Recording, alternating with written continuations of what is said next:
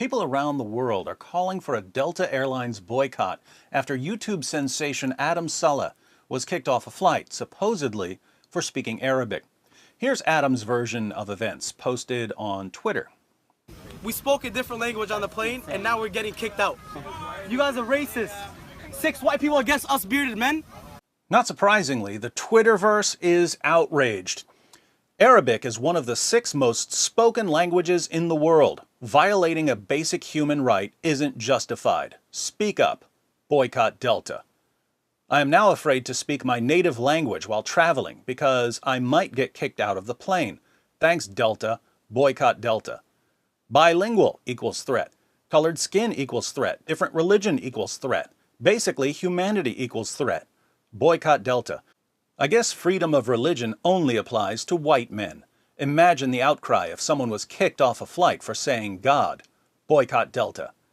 Boycott Delta. Delta sitting next to racist white people makes me feel uncomfortable. They might shoot up the plane or something. I want to learn Arabic now and start speaking it on planes. I want to educate racists and stand up against anyone who's offended. Boycott Delta. Even minor celebrities are standing up for Adam. Olivia Wilde joined the boycott. You've got to be kidding me, Delta. We won't be flying with you again. Unbelievable. And the worst casting choice for a Batman movie ever agreed completely. This is terrifying. I will not be flying with Delta. Now, I fly pretty regularly, and I've heard people speaking Arabic on planes numerous times. No one ever freaked out about it. But more than 20 people complained about Adam Saleh speaking Arabic in a phone call to his mother. How did so many racists end up on the same plane? All of them close enough to hear Adam speaking Arabic. Seems like there might be more to this story. Now, could people have been jumpy after the terrorist attacks in Germany and Turkey? It's possible, and I'm sure Adam was recording, so when he posts the footage, we'll know exactly what happened. In the meantime, it's difficult not to be somewhat skeptical. After all, Adam Saleh is the boy who cried racism and posted a video of a New York police officer stopping and frisking him simply because of the way he was dressed. Get against the wall. Get against the wall. I didn't do nothing. Put your hands up. Put them up. But that wasn't really a police officer. It was an actor.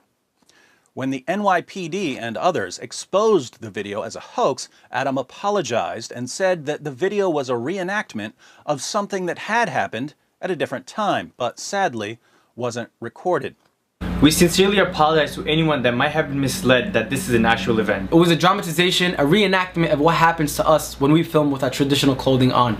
Now, Adam and his fans don't see a problem with his reenactment, which he only said was a reenactment after the video was exposed as a hoax. Imagine what would happen if the situation were different. What if I had one of my friends dress up like a Muslim and beat me up on camera?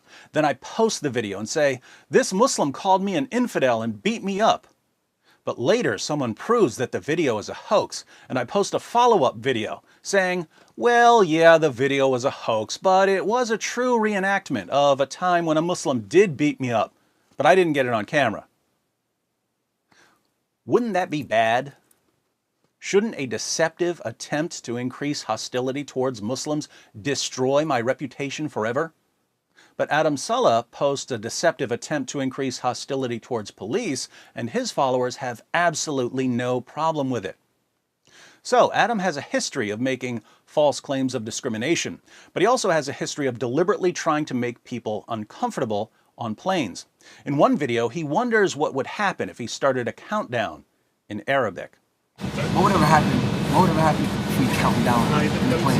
No, count down. Let's say like 10. No, in Arabic. Attempting to terrify people on a plane. Interesting social experiment. 10 9 8 7 6 5. I was surprised to see Adam without his Arab clothing because he often puts on a thawb when he flies. Here he is heading to the airport. What's up, Adumi Gang? I hope you're all having an amazing day because I'm having an amazing day. Here's what he puts on for the plane ride. We're about to land about 5-10 minutes. Here's what he changes into afterwards. Thank you so much. Thank you so much. It means a lot, man. Thank you. Here's Adam in the airport again. Our flight is in about an hour, and I'm gonna go buy me some sunglasses. Here's what he wears on the plane. All right, we're gonna reveal. It's a 3-4 hour flight, Here he is again, getting ready to fly. and I'm gonna put on my Arab clothes because I don't know why I decided to be Adam Saleh to go on the plane. So. And he's careful to point out that people are more suspicious when he's wearing Arab clothing. A lady was looking at me and giving me like this dirty look. Like, what the heck? But in America, I was getting dirty looks. People looking at me. People were like checking my bag. Someone checked my bag when I was going to Dubai. It's been hectic, so. Even before the Delta incident, Adam was convinced that airlines are racist since they always assign Muslims seats on the back of planes. Our seats in the back. They put the Muslims in the back. They put the Muslims in the back. Like, yeah, our seats are all the way in the back. People don't trust Muslims on planes, according to Adam, because they don't realize that 9/11 was an inside job meant to stir up hatred against Muslims. Do you know how many innocent Muslims died after 9/11? And the funny thing is, everyone knows that it was an inside job, but you're too ignorant to know that. So go get your facts straight. The proper way to confront this racism is to constantly annoy passengers on planes. I apologize for my horrible singing. I'm sorry. Psych. I will always love you. Odd. That doesn't look like the back of a plane. I believe I can fly. I believe I can touch the sky. Worst passenger ever. But if anyone becomes uncomfortable due to his singing or ominous Arabic countdowns, they're racists. And here again, if the situation were different, Adam and his followers would immediately see a problem. What if I decide to perform a social experiment? Suppose I put on a Donald Trump t-shirt and I walk into a crowded mosque with a guitar case. I reach into the case and yell, "Time to make America great again." And I pull out a guitar and I start singing, "All you need is love." Would it make sense to call Muslims racists if they get nervous when I reach into my guitar case? I don't see how. Of course, I don't see what any of this has to do with race to begin with. This is about understanding that there are people in the world who want to harm others. And if you don't know what someone's intentions are, it's possible that they're one of the people who want to harm you. Are there people who want to kill Muslims? Yes, there are. So if Muslims see someone coming towards them acting very suspiciously, are they being bigots or hate mongers for being concerned? No. If they don't know me and they think that my behavior is strange and they don't know that I'm reaching for a guitar and not for a weapon, who are we to tell them what their reaction should be? And Muslims seem to understand this. Every day I read about Muslims shouting from the rooftops that they're terrified that someone's coming to kill them, and they find their fears perfectly rational. But they just can't seem to see anything from anyone else's perspective. Terrorist attacks often come in clusters, and ISIS encourages terrorist attacks around holidays. And yet, if anyone dares show the slightest discomfort when a Muslim starts a countdown in Arabic on a plane, the only possible explanation is racism and Islamophobia. Why the double standards? Why would it be reasonable for a Muslim to be startled when a non-Muslim is acting suspiciously, but unreasonable for a non-Muslim to be startled when a Muslim is acting suspiciously? There are Muslims in the world who would love to bring down a plane. And there are peaceful Muslims in the world who don't want to hurt anyone. One of the problems that's coming to the surface in Adam's videos is that many peaceful Muslims who don't want to hurt anyone nevertheless find it hilarious to make non-Muslims think that their lives are in danger.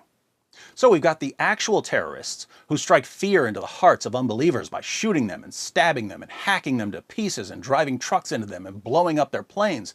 And we've got the Adam Salehs of the world who take advantage of that fear. So, if this was a case of anti-Muslim bigotry and Adam Saleh and his friend were kicked off a plane for speaking Arabic, Delta should be held accountable. I only wish that someone other than two perpetual fearmongers were involved. If, on the other hand, this is another publicity stunt by Adam, I wonder when his fans will start to question his tactics.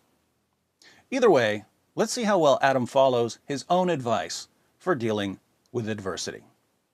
And if anyone tries to be racist towards or give you any hate, remember, kill them with kindness. He stood up and started shouting, putting his fist in the air, shouting something that sounded rudely Arabic. For no reason, sat down. A few minutes passed and then he was up again, doing it again. He did it 3 times, till eventually people said, no, we're not happy with this.